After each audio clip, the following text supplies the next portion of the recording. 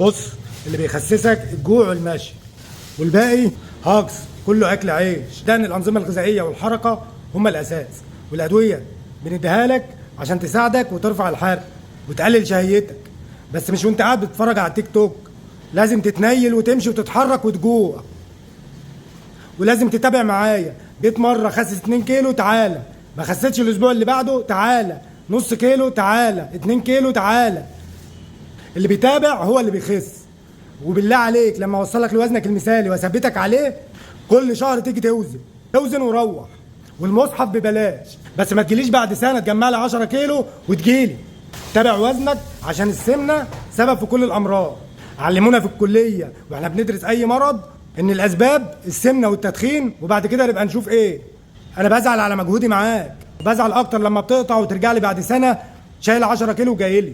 فبالله عليك تتابع وتخلي عندك دم.